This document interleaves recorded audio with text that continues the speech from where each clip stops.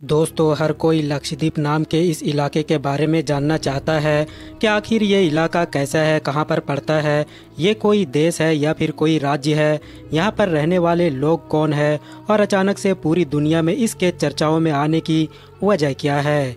दोस्तों, मुद्दे पर आने से पहले मैं आप लोगों से छोटा सा सवाल करता हूँ। सवाल ये है कि भाई ये बताइए कि हमारे इंडिया का वो कौन सा राज्य, मतलब कि वो कौन सा सूबा, कौन सी स्टेट है कि जहाँ पर सबसे ज़्यादा प्रतिशत में मुसलमान रहते हैं, यानी जहाँ पर सबसे ज़्यादा परसेंट मुस्लिम रहते हैं।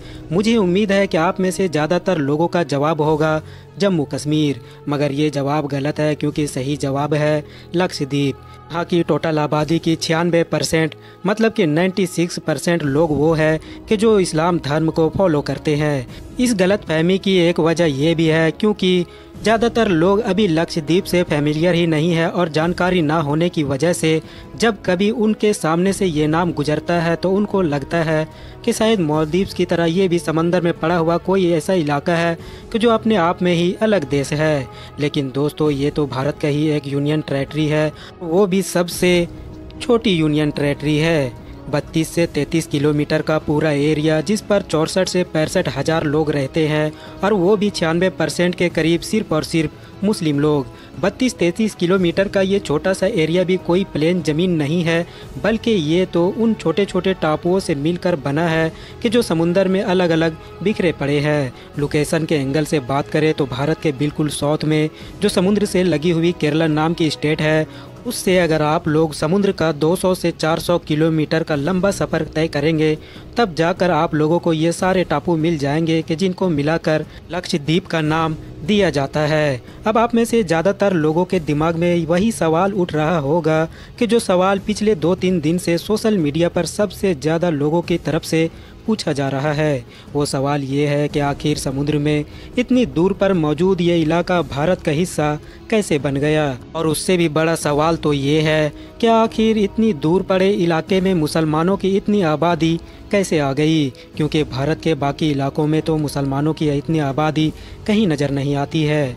लक्षद्वीप में रहने वाले मुस्लिम लोगों के खुद के मुताबिक उनके इतिहास का आगाज़ शेख अब्दुल्ला नाम के एक मशहूर बुजुर्ग के साथ होता है। उनके मुताबिक जब अरब में इस्लाम का आगाज़ हुआ तो सिर्फ 3 दशकों के बाद ही, यानी 30 साल के बाद ही शेख अब्दुल्ला नाम के एक मशहूर बुजुर्ग इस्लाम को लेकर लक्षद्वीप में आए थे और तब से ही यहाँ पर इस्लाम का आगाज़ हो गया था।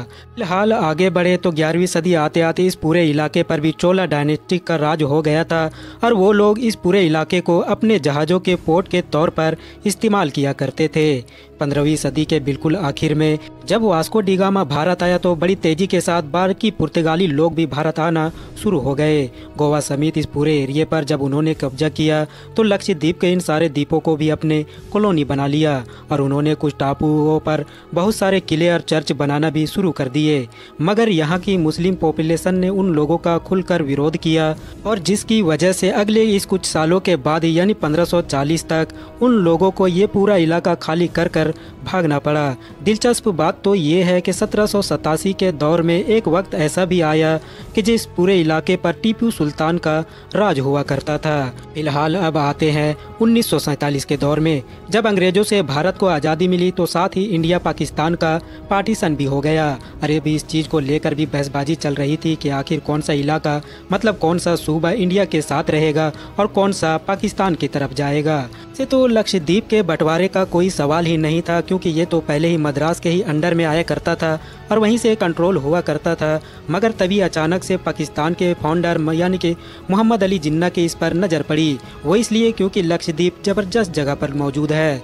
न सिर्फ ट्रेड यानी कि व्यापार की वजह से, बल्कि मिलिट्री पर्पज़ की वजह से भी इसको बहुत ज़्यादा अहम माना जाता है। इसके अलावा यहाँ की ज़्यादातर आबादी भी क्योंकि मुस्लिम ही थी, तो मोहम्मद अली जिन्ना को लगता था कि इस पर पहला हक हमारा ही है। मगर सरदार वल्लभ भाई पटेल ने दूसरी बहुत सारी मोर्चों की तरह इस मोर्चे पर भी पाकिस्तान को मात दे दी। वो इस तरह से जब पाकिस्तान की तरफ से एक दिन इस इलाके को कंट्रोल करने के लिए अपनी आर्मी वगैरह भेजी गई, तो जब वो लोग वहाँ पर पहुँचे तो ऑलरेडी वहाँ पर तिरंगा लहरा रहा था।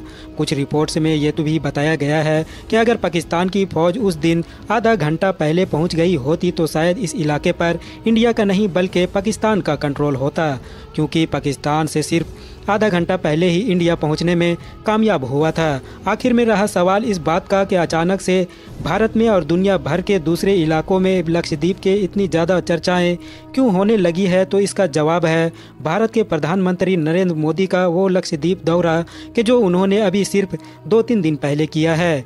तो दोस्तों, आज की अपनी वीडियो को हम यहीं पर ख़त्म करते हैं। वीडियो अगर पसंद आई हो तो वीडियो को लाइक करने के साथ साथ अपने दोस्तों के साथ ज़रूर शेयर करें और इसी तरह के नॉलेजेबल और हिस्टोरिकल वीडियोज़ हमेशा देखने के लिए हमारे इस चैनल को सब्सक्राइब करने के साथ साथ बेल आइकन को भी ज़रूर प्रेस करें।